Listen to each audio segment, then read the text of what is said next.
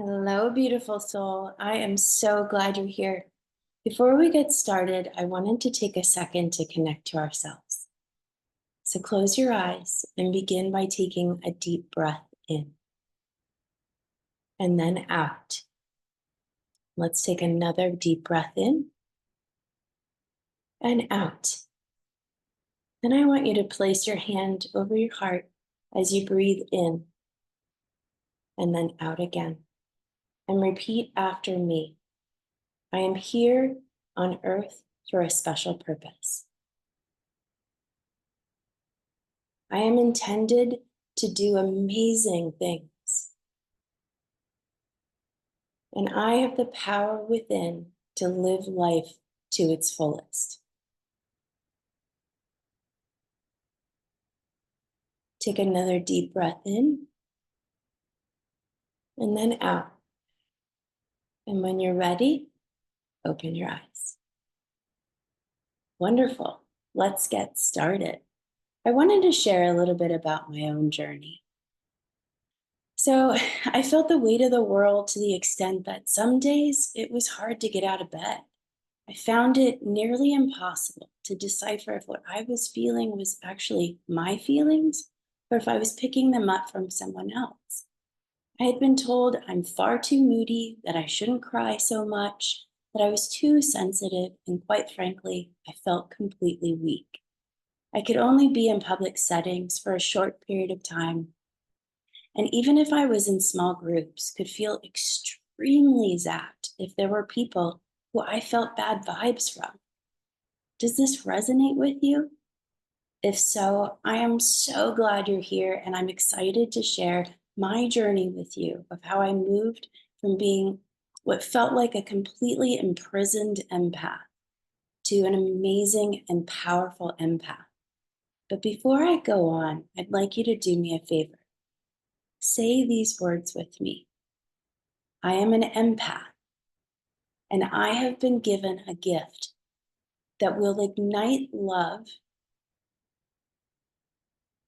connection, and deeper spiritual meaning. Did you believe it when you said it? Repeat it until a small spark in your heart starts. By the end of the series, that spark will be a flame.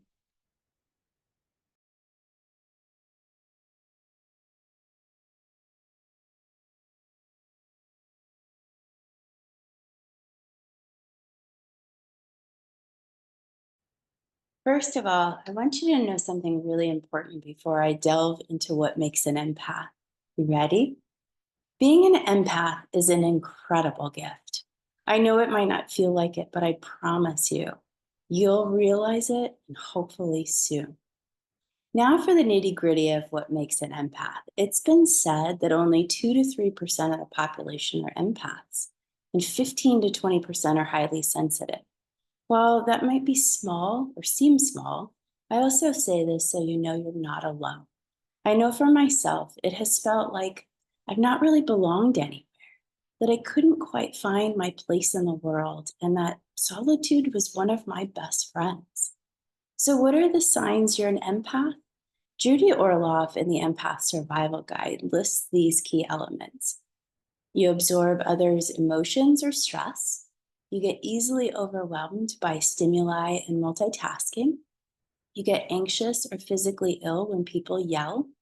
You have a preference for small groups, and you accurately pick up on subtle changes in tone, facial expression, or even body language in other people, and you require a lot of time to replenish. I want to add a few other elements.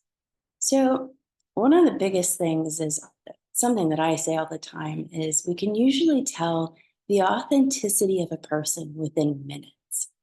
Our intuition is off the charts. It is rarely, if not never, wrong. We are drawn to spiritual things, even to the level of psychic abilities. We seek safety in our environments. We get dysregulated easily. Events around us and in the world weigh heavily on us. People share things with us they don't typically share with others, and we feel exhausted a lot. Do these resonate with you? If so, you're still in the right place.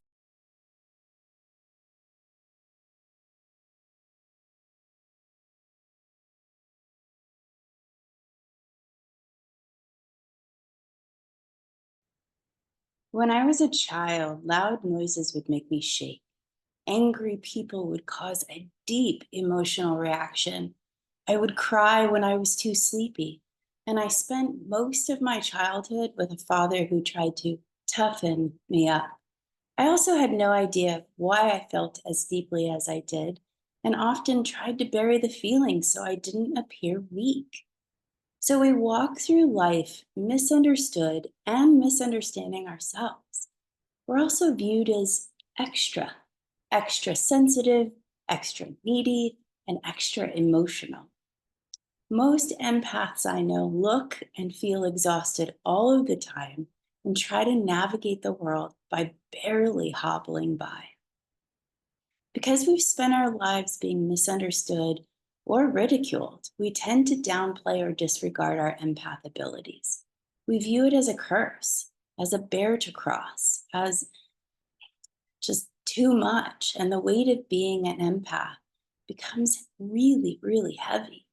We begin to isolate in order to preserve ourselves. And often we turn to addictions to numb the feelings we constantly carry. The addictions help for a while, or so we think.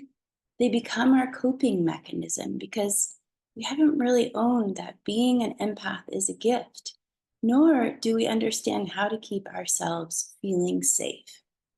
We also go through life often letting people walk all over us because, frankly, we're afraid to hurt people. We understand hurt so deeply that we don't want others to ever feel that.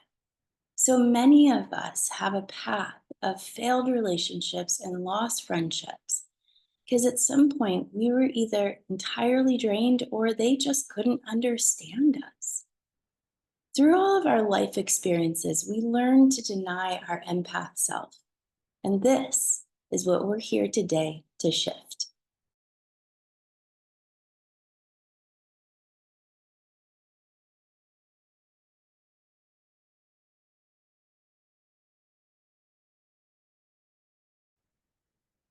Earlier, I shared a statement about being an empath, and I want to repeat it again. And we'll go a little bit slower. Repeat after me. I am an empath, and I have been given a gift that will ignite love, connection, and deeper spiritual meaning.